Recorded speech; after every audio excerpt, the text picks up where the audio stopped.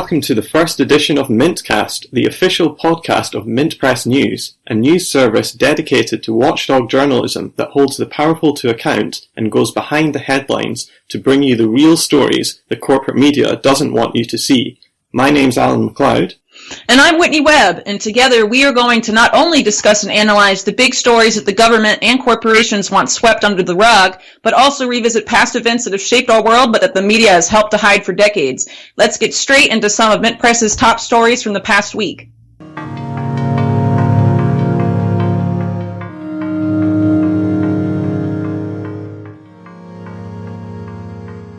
Venezuela walks from OAS as body violates charter in support of US-backed coup.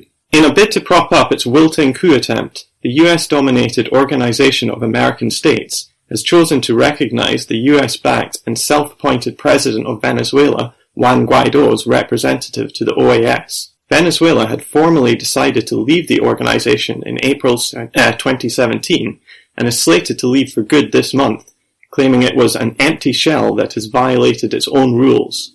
"We are leaving and never coming back," declared Albina Marin, the Maduro government's representative.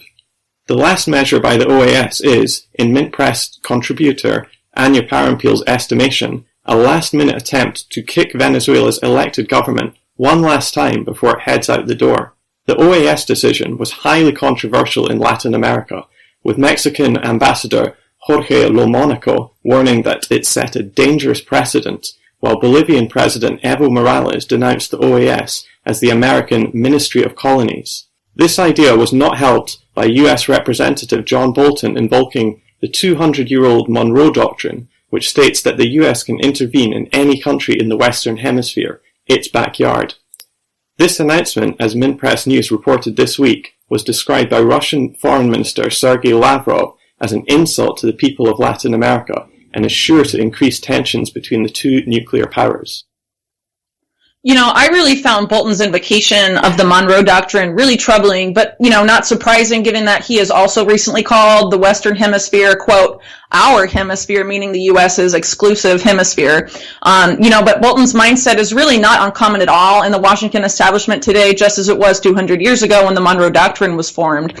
And, this sort of mindset has really long informed U.S. policy in Latin America and was the basis for everything from the coup that installed Pinochet in Chile, its support for dictatorships like that which ruled Argentina in the early 1980s, the arming of the Contras in Nicaragua, the U.S.'s role in the creation and perpetuation of a right-wing narco state in Colombia, all these acts that have resulted in extremely high body counts in nearly every country in Latin America, the Monroe Doctrine and what's followed, are really responsible for that to a significant degree. So it's really worth pointing out, too, that in recent years, such U.S. meddling in Latin America has taken a more covert turn after all the, military coups and whatnot that the U.S. backed in prior decades. And this has meant, less focus on proxy war and military coups and more focus on, what I would call diplomatic coups, such as that which ousted Dilma Rousseff in Brazil or Fernando Lugo in Paraguay.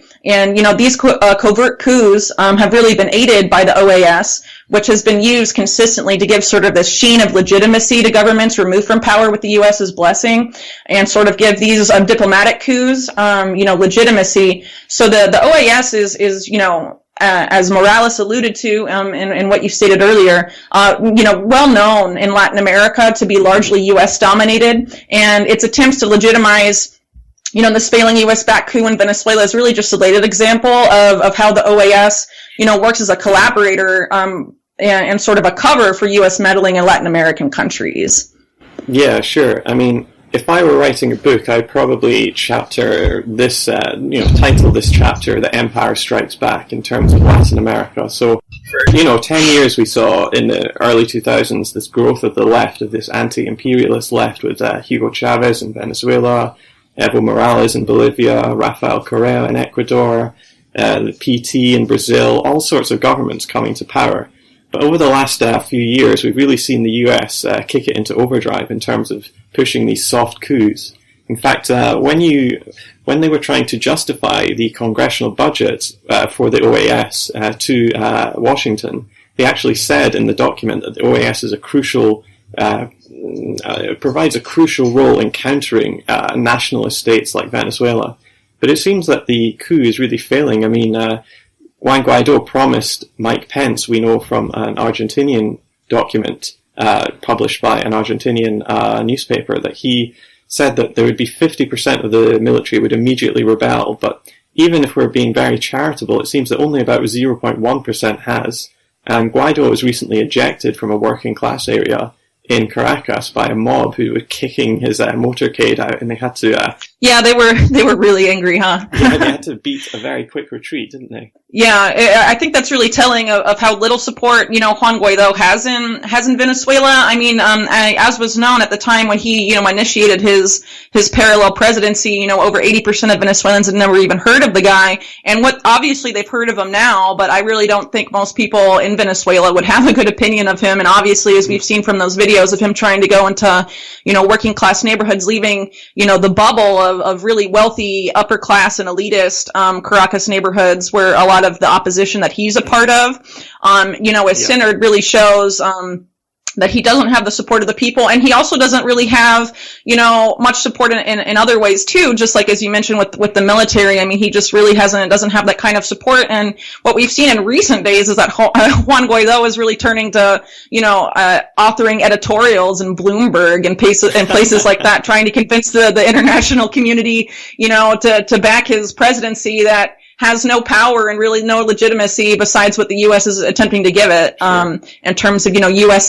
Venezuelan assets in the U.S. and the U.K. So I think we're just gonna, what actually is happening here is that even though the OAS is continuing to act as, a U.S. collaborator in meddling and stuff like that, it's really backfiring and really showing that, as this coup in Venezuela fails, that the OAS is really, showing that it doesn't really have the legitimacy it used to command, even a few years ago with the international community. It's really, shown itself to be, as Evo Morales called it, an organization of colonies. I mean, that's really what it's become, and it's pretty clear that that's what it's doing now, and most likely what it will continue to do in the near future. It really is ramping up the tensions, though, between the US and other international actors, particularly Russia. I mean, Russia a few months ago landed a military plane on a Venezuelan airbase, and now it's sent a small detachment of troops to the country in order to try and deter some sort of either military coup or US invasion, which John Bolton, I think, in my opinion, deliberately let slip that the US was planning. And, we've seen the US and Russia come almost to blows. In Ukraine, we've seen the US bombing a Russian-manned airbase in Syria. These are the two biggest nuclear powers in the world. And it just seems absolutely crazy. It's such folly for the US to try and risk global annihilation over Venezuela. Well, I think the idea too, in the method to the U.S.'s madness here, is to sort of have Russia embroiled in proxy wars with the U.S. in regions all over the world, including on its border in Ukraine, including in Latin America, and including in the Middle East, right? Yeah. So I think this is just really, for the neocons and people like them that want a new Cold War and want a new war with Russia, if you make more proxy war battlefields that inevitably increase tensions between the U.S. and Russia, I guess they're assuming that one of them will have to break at some point and lead, to conflict in some sense, which is, seems to be what's happening, in my opinion, is really, really troubling. Yeah. But speaking of the Middle East, that takes us to our next headline.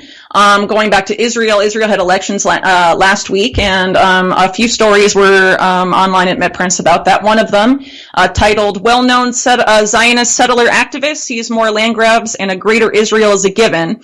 So not long after, Israeli Prime Minister Benjamin Netanyahu announced that he would begin annexing Palestine's West Bank upon his now confirmed re-election, well-known and controversial Israeli settler activist Daniela Weiss was interviewed by Haaretz columnist Bradley Burston. Burston personally opposes settlements.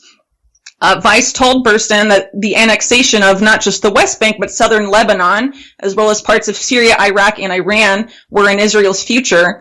Willingly, but not necessarily inaccurately. Vice also asserted that in Israel, this belief is not extreme and that, quote, many people believe it. Weiss also asserted that Israeli settler expansion was the only way to continue Zionism. So does Israel's recent election support Weiss's claim that her views are increasingly mainstream in Israeli society? So going on from there, and speaking of Israel's elections, that election was also held last Tuesday in a highly contested race described by many observers as the country's darkest and dirtiest election in recent memory. And while the elections themselves and commentaries like those made by Daniela Weiss captured international attention, Mint Press contributor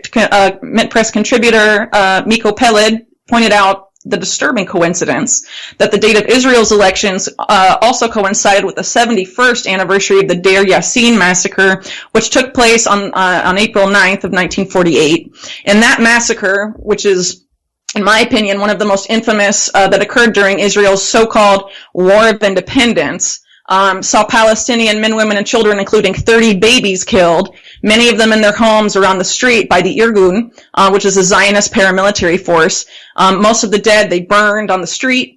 They rounded up and paraded the survivors through the streets of Jerusalem. Irgun's leader at the time, Menachem Begin, he would later describe civilian massacres as a, quote, splendid little tactic. He later became a prime minister of Israel. He also founded the precursor to today's Likud party, which, of course, is the party that won last week's Israel elections and is also the party of Benjamin Netanyahu.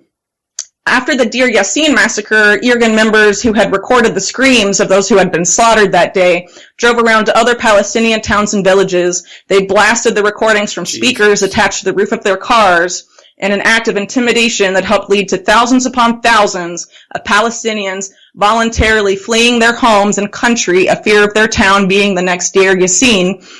As Peled notes in his article, remember Deir Yassin was often used by Zionists as a threat to Palestinians during this time. And Peled also states in his article that while there is no way to know if this coincidence between Deir Yassin and Israel's elections this year was intentional, its symbolism is nonetheless glaring, given that both presidential candidates, Benny Gantz and Benjamin Netanyahu, with Netanyahu, of course, winning, they both had built their campaigns around increasing Palestinian misery and redoubling their efforts to wipe the country off the map. Wow, yeah. I mean, to be honest, the first thing that I think about is, the Israelis could have chosen any day in the year on the calendar to hold their election, and it would have been an anniversary of some massacre of Palestinians, frankly. I mean, right. This is the fifth, re-election for Netanyahu, and the Israeli public are clearly sending a strong message saying that this is the Israel they want to live in.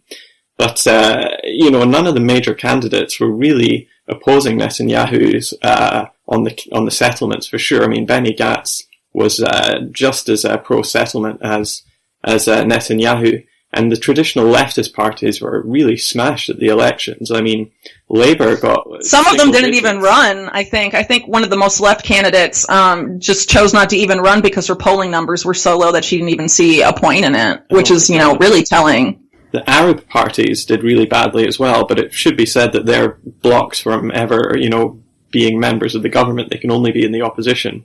Right. Well, there it's also important to point out that there were several Arab politicians and parties that Netanyahu's government, prior to the elections, blocked from participating, and there was also, efforts among significant portions of the Palestinian, Israeli-Palestinian population to boycott the elections, right? So, that, in my opinion, would be part of what explains the the low Arab turnout in Israeli elections. The other thing being, of course, Netanyahu's voter intimidation tactics. We know for a fact that the Likud party sent in people to intimidate people in Arab majority neighborhoods and polling stations with hidden cameras and things like that, which is just straight out of the Jim Crow playbook, and really troubling to see. But explains, what this type of, what Israel is becoming and what most Israelis, as evidenced by this elections, want Israel to become, which is an ethno-state.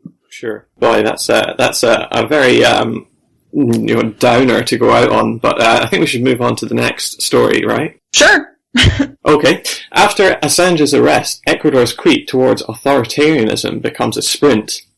Our top story of the week, which will be discussed in our next segment, is the arrest of WikiLeaks co-founder Julian Assange. However, before getting to that, we'll turn to Ecuador first, and how, in the hours and days after Assange's arrest, the government of Lenin Moreno has made a series of troubling moves that signal that Moreno's authoritarian tendencies are rapidly becoming more pronounced following his decision to suspend Assange's Ecuadorian citizenship and revoke his asylum.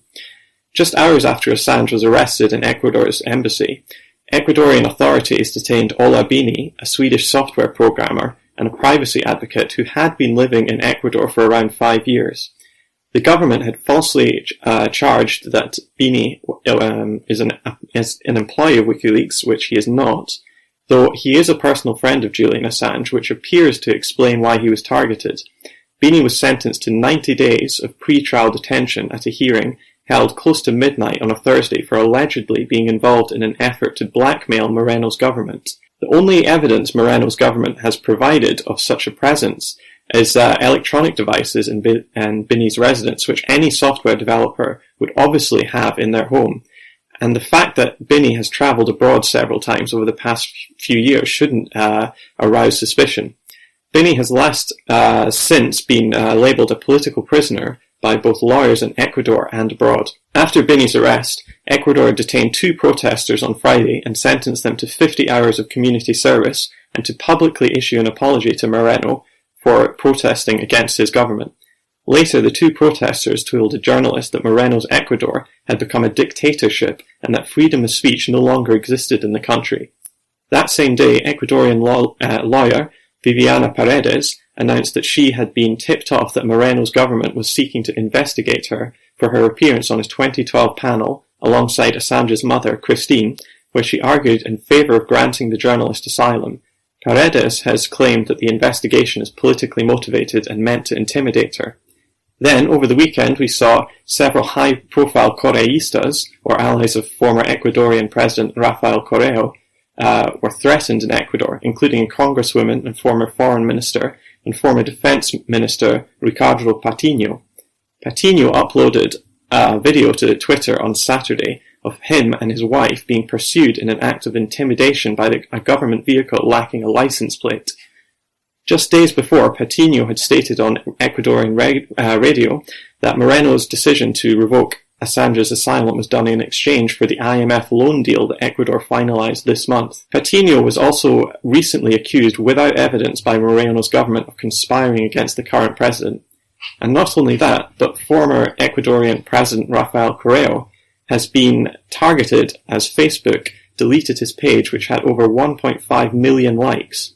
Correa has vocally and totally condemned the decision to revoke Assange's asylum and has been using his page to bring to attention the INA Papers scandal that exposed corruption of Moreno and his family since he became Ecuador's president in May 2017.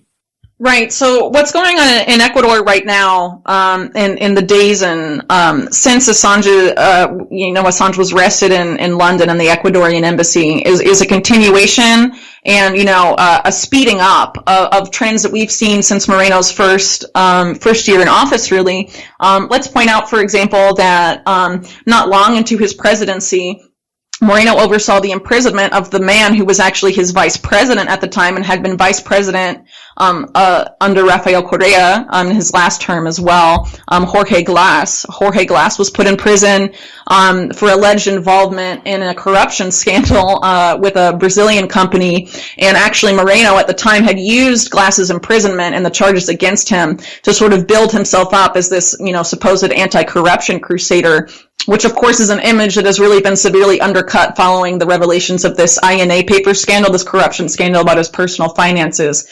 It's worth pointing out also that Glass has developed several health conditions while in prison. He also went on hunger strike last year for, I think, around 30 days, in protest of poor conditions and a lack of access to health care. At one point, he had a health scare that was so severe, the prison sent him to a hospital, but Moreno's government prevented him from being treated. So basically, he was sent to the hospital, waited there, wasn't treated, and then was sent back to prison.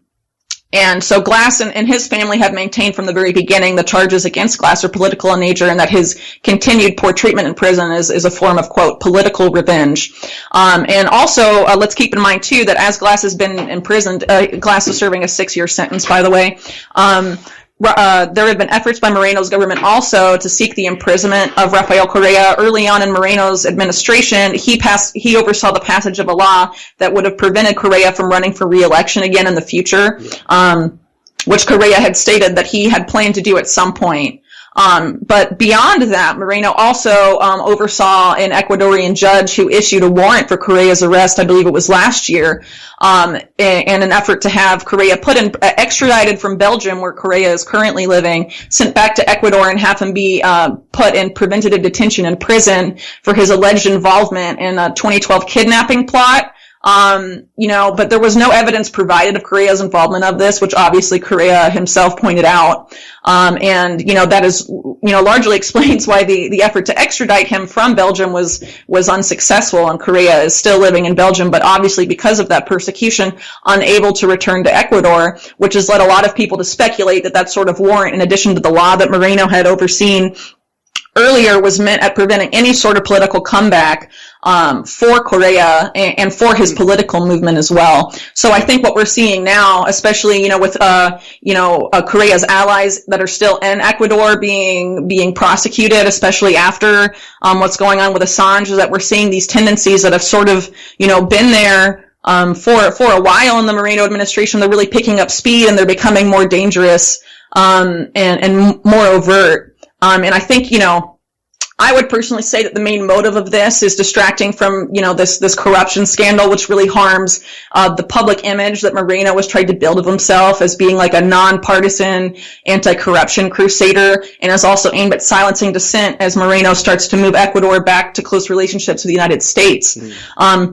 And I honestly feel like, Moreno feels like he can get away with these sort of authoritarian crackdowns because he has the U.S. behind him, precisely for that. Because the U.S., for anyone that follows Latin American politics, they're currently helping to prop up several authoritarian governments in Latin America that claim to be democracies. Honduras, I would say, being the prime example. Remember that the Obama State Department in 2009 oversaw and helped with a coup there in 2009. They tried to have elections a few years ago, and there was clear election fraud there, but the U.S. prevented that from being pursued and prevented the voice of the Honduran people from being heard. And you also have authoritarian governments popping up really all over Latin America in recent years that the U.S. has really tried to help legitimize and things like that. So I think Moreno feels like with the U.S. behind him, he has a cover to continue doing that sort of thing, which should really concern not just Ecuadorians, but people watching the situation from the outside as well. For sure. I mean, the US always plays an important role in Latin American politics.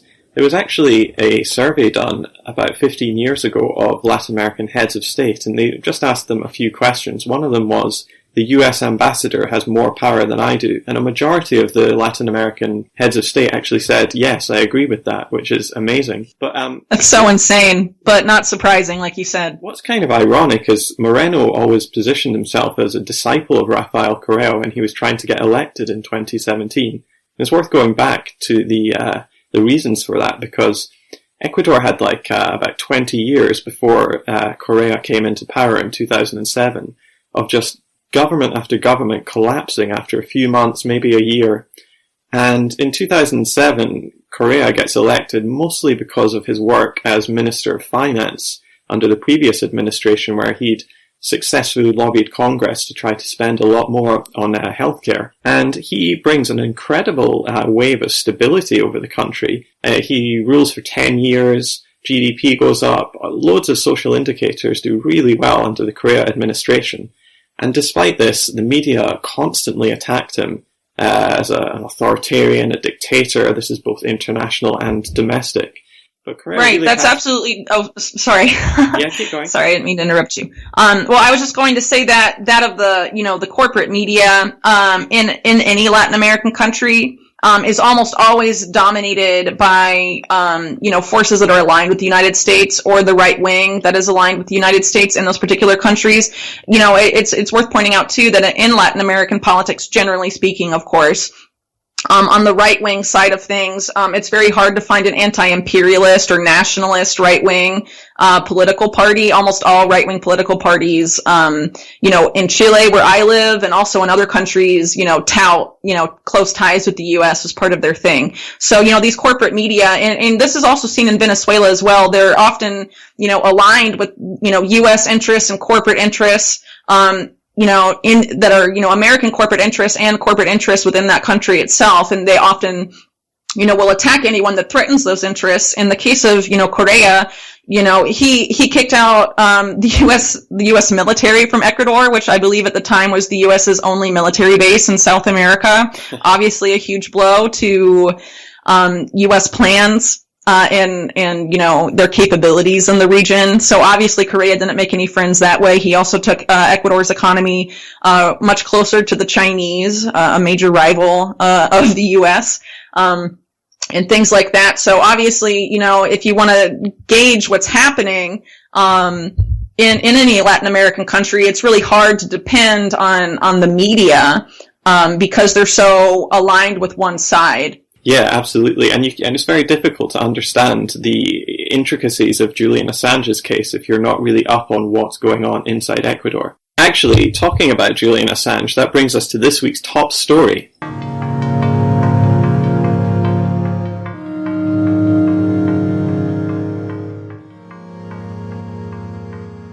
WikiLeaks co-founder Julian Assange was arrested from inside the Ecuadorian embassy in London on April 11th. The Australian-born journalist who holds Ecuadorian citizenship has been trapped in the building since 2012, where he sought refuge there. After his arrest, he was immediately found guilty of failing to surrender to a court and was taken to Belmarsh prison, where he faces up to 12 months in jail.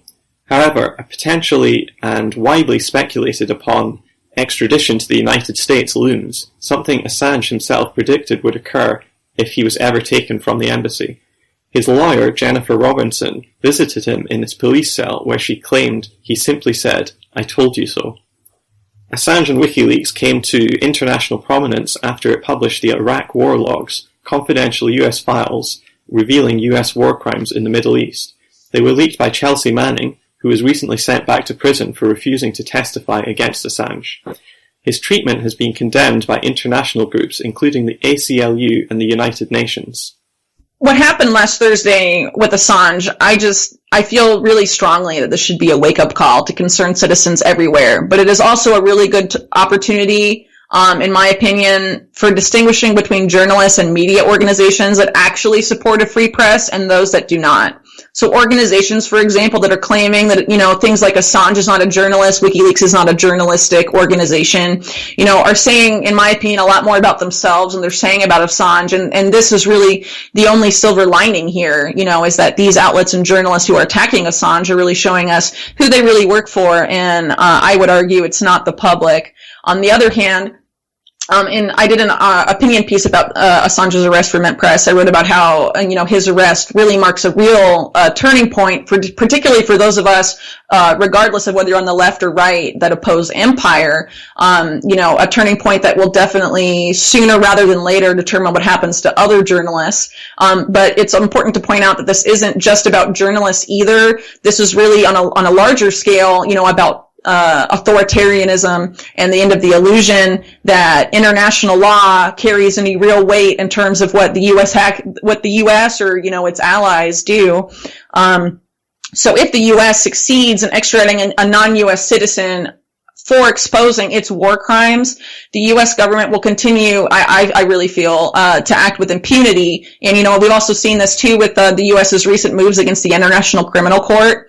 I don't think that's a coincidence, that these two things are happening simultaneously. And I think, the U.S. will become even more emboldened to engage in a lot of dangerous activities, if they succeeded in extraditing Assange. And that includes, not just silencing the dissent, from journalists, and other people, or even regular people just speaking up on social media. But the U.S. would actually also be, emboldened to perform actions such as those that WikiLeaks had helped to expose, things like war crimes or regime change coups. If they don't have anyone exposing their crimes to the public and they feel like they've created this chilling effect against people who expose those crimes, there's really for them an incentive to just keep doing more of that stuff. And I think that's something that should really concern us all, and really goes, far beyond press freedom, in my opinion, because this whole thing with Assange has really been framed by a lot of people as just an issue of press freedom, and it's really a lot more than that. I also think it has to do to a large degree of how we treat people in the criminal justice system. I mean, Assange is innocent, and look at how he's been treated, not just how he's been treated for the past 7 years, but in the past few days. It's just a really disturbing situation. Yeah, that reminds me of what John Pilger wrote in Mintpest News this week, actually. He said, "The Assange arrest is a warning from history." He calls it an outrage that ought to shame and anger all of us who fear for democratic society's well-being. He said, Assange is a political refugee who's protected or should be protected by international law, and his crime was journalism. In other words, holding the rapacious to account, exposing their lies, and empowering people all over the world with the truth. And he really claims that we're living in this upside-down world where the media will attack truth-tellers and promote conspiracy theorists. I've actually been looking a lot at the media recently, and it is really remarkable the venom with which they treat Assange, I mean, the New Yorker, for instance, extensively compared him to Harvey Weinstein, while Meghan McCain on The View God, I hadn't seen that. Did you see Meghan McCain declaring that she hopes Assange rots in hell, or, the Saturday Night Live where it said, Colin Jost, I think his name is, he claimed that it was so satisfying to see an internet troll get dragged out into the sunlight. Wow. I mean, like I mentioned earlier, that really tells you a lot more about these media people. What they're saying about Assange really tells you about them more than it tells you about Assange, right? The people that are willing, let's remember for a second, what Assange has gone through in the past years, especially in the last year. The last year he's been in solitary confinement, right? He's had his every move and every word recorded. He's been surveilled constantly. He can't go outside. He's surrounded, since Moreno took office, he's been surrounded by employees, appointees of Moreno that are openly hostile to him. I mean, can you imagine anyone living in those conditions and then being violently dragged out by police and looking good? I mean, the fact that people are attacking a man who's innocent of undergoing this treatment because, for whatever reason is really, I just find it really despicable. And I especially detest the people like comedians, like Saturday Night Live, and people like Trevor Noah of The Daily Show, who are mocking a man who is sick because of how poorly he's been treated.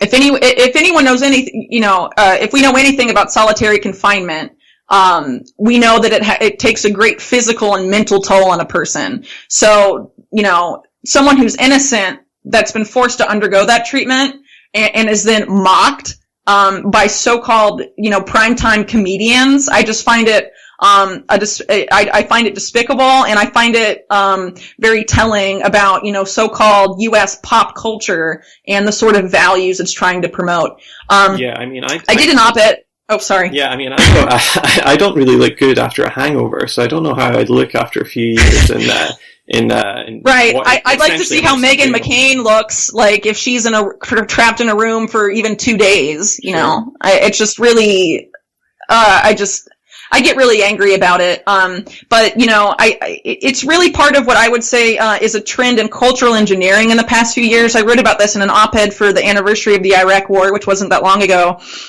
about how there's been this effort to turn the U.S. and other Western countries as well into nations of passive neocons, where basically, neoconservatives, these sociopaths that want to start wars all over the world, are trying to culturally engineer us to be, to have no empathy for other people and their suffering, and to basically turn us into people like them, people, like Hillary Clinton, who laugh at, mass murder in Libya and stuff like that.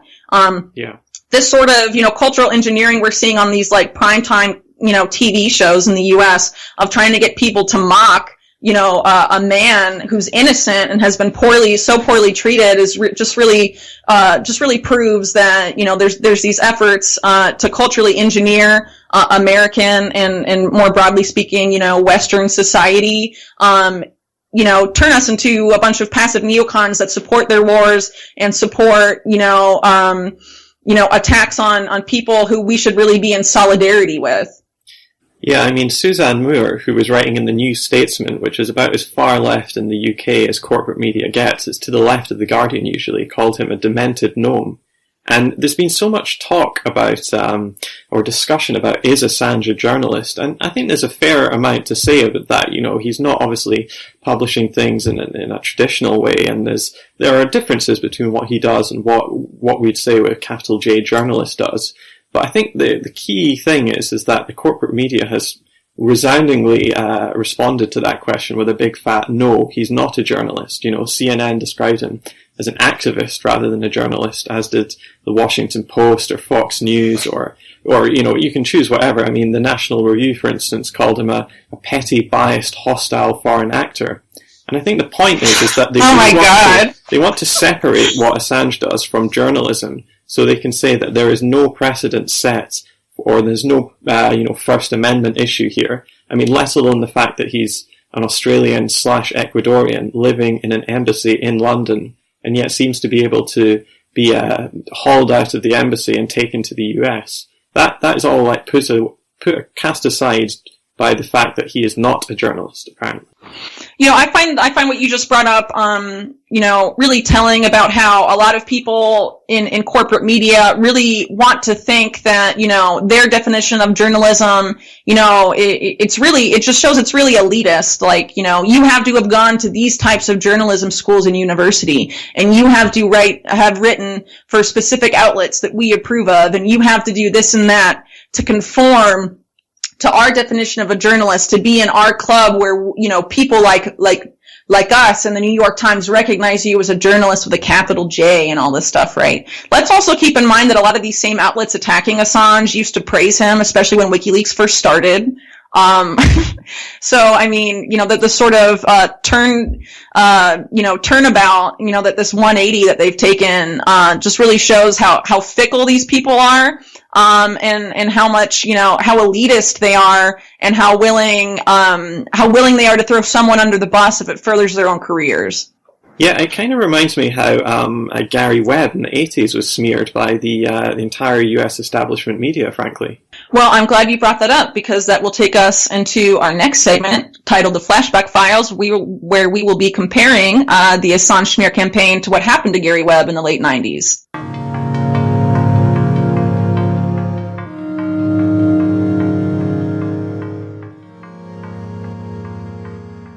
All right, this next segment we are calling the Flashback Files, and this is where we will be highlighting a story that happened years ago but still carries important relevance today. And keeping with the topic of Julian Assange's recent arrest, we will be comparing the smear campaign that has been launched by Ecuador's government, as well as top Western media outlets aimed at discrediting Assange, with the smear campaign levied against the late journalist Gary Webb after his expose of the U.S. government's dark role in fomenting the nation's crack epidemic in the 1990s. In both campaigns, which were aimed at discrediting the messenger because they couldn't discredit the message, media outlets worked hand in glove with intelligence agencies, revealing the decades-long, quote, productive relationship between agencies like the CIA and prominent Western media organizations. Something similar to what has happened to Assange, as we were just saying. Something similar to what has happened to Assange, and as we mentioned earlier, Assange was someone who had been praised by many of the outlets now out to destroy him. Something similar also happened in the late 90s, as we've said, to journalist Gary Webb. Webb wrote the Dark Alliance series for the San Jose Mercury News that linked the CIA and covert U.S. support for the Contras in Nicaragua to the U.S. crack epidemic happening, and subsequently became the victim of a targeted smear campaign that destroyed his career, left him in financial ruin, and allegedly led to his death. In 2004, Webb was found with 2 bullet wounds to the back of the head. It was later revealed that much of the smear campaign that had targeted Webb had been done in coordination with the CIA, as revealed in a CIA document that was declassified in 2014, titled, quote, Managing a Nightmare, CIA Public Affairs and the Drug Conspiracy Story. That document described how the agency worked with, quote, a ground base of already productive relations with journalists and had to do surprisingly little to assist the effort to smear Webb and his reporting. The declassified document credited the New York Times, the Washington Post, and the LA Times for leading the effort to discredit Webb and his reporting. Webb would later say of his fall from grace, quote, "I was winning awards, getting raises, lecturing college classes, appearing on TV shows, and judging journalism contests.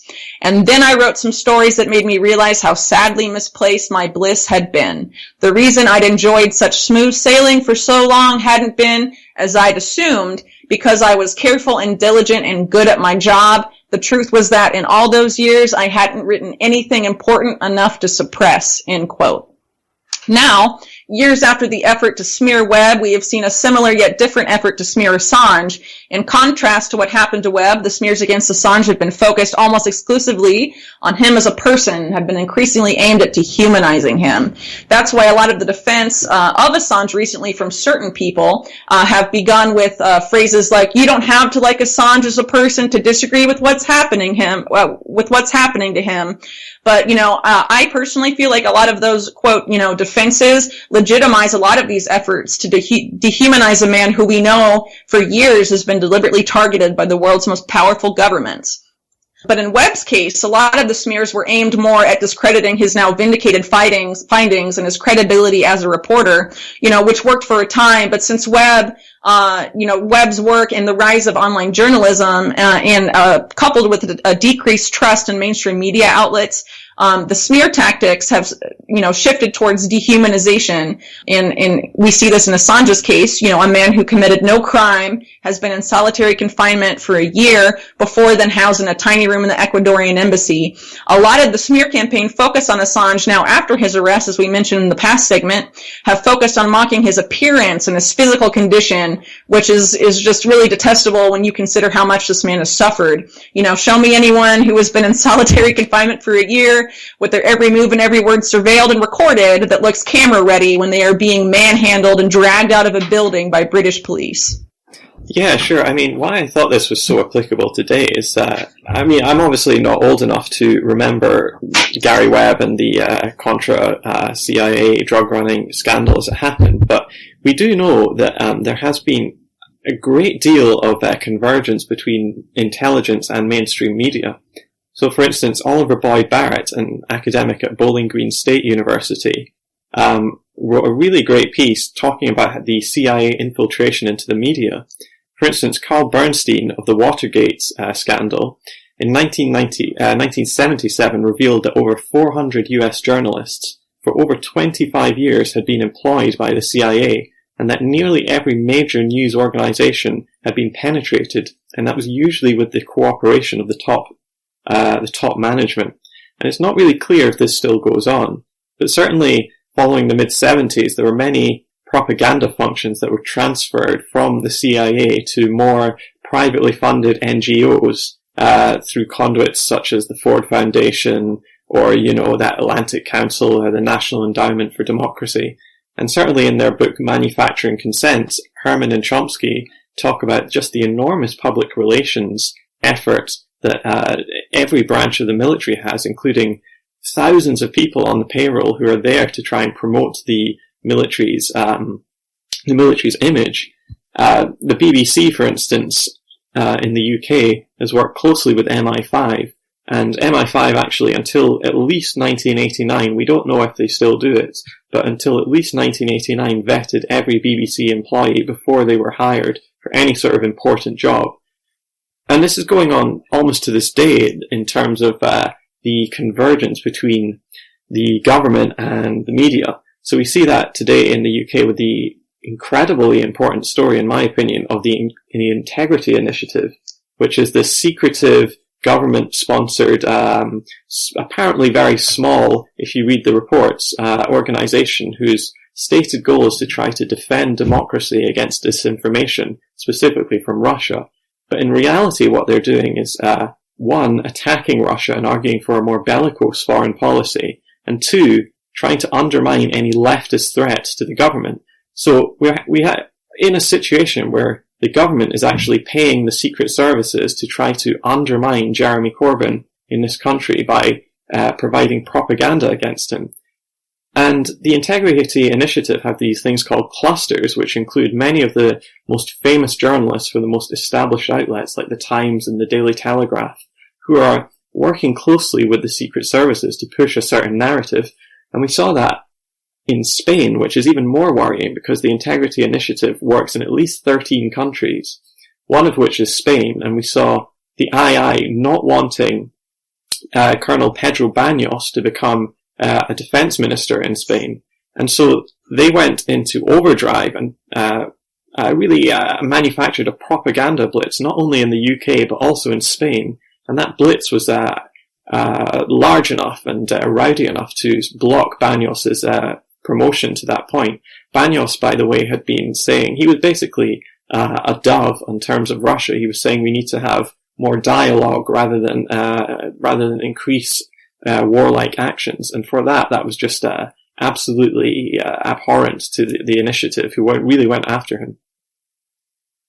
Well, talking about whether or not this is continuing today, this collaboration between intelligence agencies and news organizations, the fact that the Integrity Initiative hasn't been an international scandal tells you, I think, that relationship continues to today. Because the fact that, you have decades ago, it would have been a huge story, if it was proven definitively with documents, as is the case in this scandal, that, so many top, ostensibly nonpartisan journalists are on the payroll of this organization that is actively working to argue for certain policies and in seeking to smear specific politicians, specifically Jeremy Corbyn, right? Yeah. I feel like, in what we would consider an ideal sane world, that would be a scandal all over the news. In the U.S., cable news has not covered the Integrity Initiative. I think that tells you a lot about this collaborative relationship that was evident in Gary Webb's time and during the Church Committee revelations in the 70s and all that. It still exists. And I think a really clear indication too, at least moving to the U.S. now, of that existing in U.S. mainstream media organizations. Let's just take a look at Russiagate coverage. After Trump won the election in 2016, we saw the former Director of National Intelligence, James Clapper, a known liar, obviously committed perjury, I think not once but twice, when testifying to Congress. He was invited on, I think it was CNN, as an analyst. John Brennan, who was director of the CIA under Obama, also went on to mainstream cable news as an analyst, talking about Russiagate specifically and talking about the president specifically. You also have NBC News hiring Ken Delanian, who used to write for the LA Times, but the LA Times actually fired him because he was found to have a very productive collaborative relationship with the CIA and was actually working as a CIA spokesman, basically. And instead of being blacklisted and fired for that, he was rewarded with a cushy NBC cable news job. So I think that tells you pretty much all you need to know about whether or not this relationship continues today. We also have other really prominent journalists in the U.S. like Anderson Cooper, who was known to work for the CIA prior to working for CNN. Does that relationship still continue with Anderson Cooper? Who knows? But it's really hard to get to the top of cable news. And as you noted for the BBC, right? How they had to be vetted by the intelligence service. I feel like that's sort of same relationship is pretty clear in the U.S. as well. And we also know that, the interview we'll be doing for Mint Press next week is with Lisa Peace, who wrote about the Robert F. Kennedy assassination. During that time, and in her book, she talks about how CBS News had a very, very close relationship with the CIA and was involved in all sorts of cover-ups, not just in the case of the RFK assassination, but in other cases as well. And so we see a lot of that continuing to today, and that has really been used to shape coverage. Another thing that's worth talking about in the context of this collaboration in the United States is the fact that the CIA has been known to put its agents as professors in journalism schools, at least since the 1980s. There was also, of course, probably the best known CIA operation in this regard, known as Operation or Project Mockingbird, which allegedly began in the 1950s under the oversight of Allen Dulles, who went on to be CIA director, was first OSS director. and was really involved in sort of cultivating these productive relationships that have continued for decades. And of course, as that CIA document from the late 90s that was declassified in 2014 shows, those, quote, productive relationships are still openly admitted in CIA documents decades later. So I think it would be really naive, especially considering all this information that's come out, the Integrity Initiative scandal and all that sort of stuff, to assume that these operations don't continue. And also, let's remember, in the case of Julian Assange really made the CIA really angry when he released Vault 7, which was, probably not for most people the most famous WikiLeaks release, but it was arguably the most damaging to the U.S. government, because it really limited the CIA's hacking ability, because it sort of exposed a lot of the programs that it had going on covertly. And after that release, you had Mike Pompeo, now Secretary of State, previously CIA director. He had called WikiLeaks a foreign hostile intelligence service, right? And then and things like that going on. So we know that the CIA is obviously out for Assange. So I don't think it's any surprise to see the sort of these smear tactics that are just so detestable being used against Assange, because we know that these organizations that are really shaping how mainstream media reports on the issues are pushing it towards this, because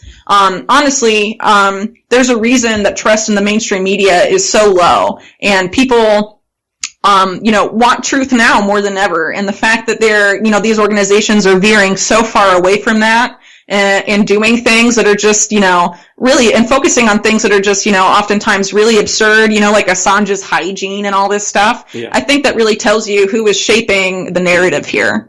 Yeah, there's certainly a lot of partisan smear outlets, smear artists out there, and one of them I really wanted to talk about today is Luke Harding. I'm glad you brought him up, because on our next segment, which we call The Wall of Shame, Luke Harding is our first inductee.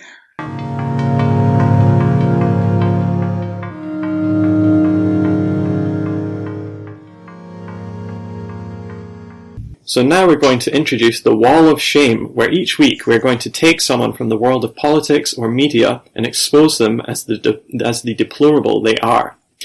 And the inaugural member to be pinned up on the wall is a journalist, and I use that term liberally, Luke Harding.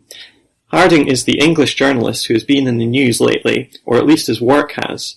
In December, he managed to get The Guardian to publish a story claiming that Julian Assange met Paul Manafort and a number of unspecified Russians in the Ecuadorian embassy multiple times between 2013 and 2016, which, according to Harding, put the 2016 election in a completely new light. The story was picked up across the media on NBC, CNN, The Washington Post, USA Today, Bloomberg, tons of other outlets, but it immediately did not pass the smell test. How could anyone, let alone Donald Trump's campaign advisor, waltz into the most heavily monitored building in the most heavily monitored city in the world many times? Manafort, WikiLeaks, and the Ecuadorian government all rejected the claims, and the story was almost immediately walked back by The Guardian, with the editorial team rewriting it to change the tense of the entire article to the conditional, and even adding in words like hoax and alleged into the article. Worse still, Harding's source was almost certainly Fernando Villavicencio, a convicted libeller and forger who had burned The Guardian before, passing them fake documents, which they published and later had to apologise for. The story completely fell apart, but The Guardian has still not retracted it. Harding has also had an ongoing and a bitter feud with Assange. He wrote the highly critical biography of the WikiLeaks editor that was subsequently turned into the movie The Fifth Estate, which Assange described as a massive propaganda attack on him. Honestly, this Manafort story, to me, is just the latest, and I would, you could argue the most egregious example of Harding's brand of so-called journalism that really amounts to, making the facts fit a narrative that benefits his personal brand. And, the claim that Manafort met with Assange, if you actually consider it, it is so absurd given the documented fact, that Manafort went to Ecuador to meet with Lenin Moreno right after Moreno won the election to discuss, wait for it, revoking Assange's asylum so he could be extradited to the United States. Anyway, I know, isn't that crazy? So anyway, this type of journalistic malpractice we've seen with Harding before. Prior to the Manafort story, we saw it with Harding's supposedly explosive Russiagate book about collusion, which won him lots of, tons of mainstream media attention, a spot on the New York Times bestseller list, despite the fact that the evidence for his thesis of his book is so threadbare that he couldn't even defend the conclusion claims during interviews. Yeah, I know. It's absolutely crazy. If you're talking about the interviews, I think you might be referencing the Aaron Maté interview on The Real News, where Harding, I am. Yeah, he's a real Russiagate pusher, and he went head to head with probably one of the most high profile Russiagate skeptics, Aaron Maté, to promote his book Collusion. But Maté kept just fact checking him all the time, and eventually to the point where not only could Harding not prove his entire thesis, but he actually couldn't even prove the title of his book, Collusion. And by the end of it, Harding just simply disconnected and left the chat in a total huff, and just ran away, basically. Not only that tells you a lot about his integrity as a reporter, right? Sure. And how deserving his spot on the New York Times bestseller list was. Yeah, I mean, Harding also, one other story that Harding's been involved with was the Svetlana Lokova case. She's a Russian academic that was accused by Harding in The Guardian of working as a honeypotter or as a Russian spy for General Finn, who's been in the news quite a lot. She's faced death threats and had her life basically ruined because of this, and this has still not been retracted, even though pretty much the entire media has basically apologized to her. I saw the New York Times offered their deepest and most sincere sympathies to Lokova for what she's had to go through. But it seems that The Guardian, this is just another case of them getting away with writing whatever they want. Well, Harding has a documented tendency, as we'll get to in a moment, about seeing Russian spies pretty much anywhere. But going back, to about Russiagate specifically, I think it's important to point out that there were, when Russiagate first got big and all that got a lot of attention, there were a lot of, good journalists with, decades of really good, good reporting and strong reputations that got wrapped up in Russiagate just because of how, disillusioned and angry, they were after Trump won the 2016 election. Yeah. But it is really important to point out that Harding is not one of those. So, as I mentioned earlier, Harding, has actually been engaged in this type of behavior that he claims is journalism for quite a long time, including when he plagiarized large excerpts of work written by journalist Mark Ames and Yasha Levine, who were writing for The Exile, an English language but Russia-based outlet at the time that Luke Harding was in charge of The Guardian's Moscow bureau, which was from 2007 to 2011. And actually, now I think it would actually be a really good time to look back at Harding's writings from that time, because it tells you a lot about how he operates and why he's been such a prominent voice in Russiagate now, and more recently with the Manafort story. So after leaving Moscow and not working for The Guardian as being based in Russia anymore, Harding wrote this book, and he titled it, quote, Mafia State, How One Reporter Became an Enemy of the Brutal New Russia. And I just want to walk our listeners through the evidence of how Harding claims that he became this, enemy number one of the Kremlin while he was in Moscow. So everything I'm going to talk about right now, this is taken from a Guardian article that Harding wrote about his sort of to promote this book. And I really encourage everyone listening to look it up, because it is a very amusing read. And also so they can see that I'm not making this up. For those interested, the article is called Enemy of the State, How Luke Harding Became the Reporter That Russia Hated. So in this article, Harding claims that Russia's intelligence and security services targeted him because he wrote, he mentions two reports actually in the article that he wrote, that the Kremlin didn't like, and these reports, of course, include the report he plagiarized as well. So anyway, how did Russia target Harding, you may ask? Well, here's a brief summary taken from this Guardian article I'm mentioning, and I really, really hope you read. So first, one day Harding found a window open in his home without explanation. Then another day, a woman knocked on his door, and when she answered, she walked away and didn't say anything. But in Harding's mind, it was impossible that she had knocked on the wrong door by mistake. Then, in an airport, just a few weeks later, a man in a leather jacket pats Harding on the back and tells him his jacket was not, fitted properly. Harding then writes that leather jackets are, quote, the unmistakable uniform of the KGB spook. And then, this is why I'm telling people to look up the Guardian article. It's all there. So after being patted on the back by this man in this, really nefarious leather jacket, Harding runs to the public bathroom and strips, I kid you not, he strips half naked because he's convinced that the man planted a bugging device on him. Harding, of course, doesn't find a bugging device, but he says that is not necessarily proof a bugging device isn't there because, as he reflects, he doesn't know what bugging devices look like. Next, he finds that a battery is missing from his home's alarm system. Then another day, his central heating stops working. Harding, of course, blames Russian intelligence for all of these mishaps because, of course, nothing else could explain all these strange coincidences. It's also worth pointing out that in the same article that I'm drawing from here, Harding notes that during this time he was actually delving deep into WikiLeaks releases about the Russian government that showed that the Russian government or that portrayed the Russian government in a negative light and, according to Harding, made it look like a mafia state. And is allegedly, these WikiLeaks releases and Harding's work on them is allegedly part of why all these devious acts were carried out against Harding. So, that's really interesting to consider, given Harding's more recent work on Manafort and Assange and Russiagate. To sum up, I would just say that, Harding's past and his current and more recent behavior, is just another example, and a particularly shameful example, of a journalist whose career has benefited from Assange and WikiLeaks, and then, someone who, after receiving that benefit, turned on them when it suited them to promote their own personal brand and careers. And I feel like that is why it is really fitting that he be our first Wall of Shame inductee.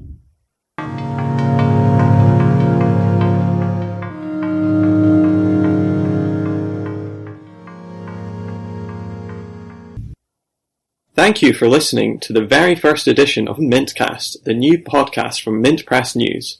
Be sure to subscribe to us wherever you get your podcasts from to stay fresh and keep up to date with the news they don't want you to see. Also, if you like this podcast, consider signing up for Mint Press's newsletter or becoming a patron at patreon.com. Be sure to check out our next week's episode, where Whitney will interview author and researcher Lisa Pease and the surprising links between the Robert F. Kennedy assassinations and the fight for Palestinian rights. For Whitney, Webb and myself, see you next time. Stay fresh.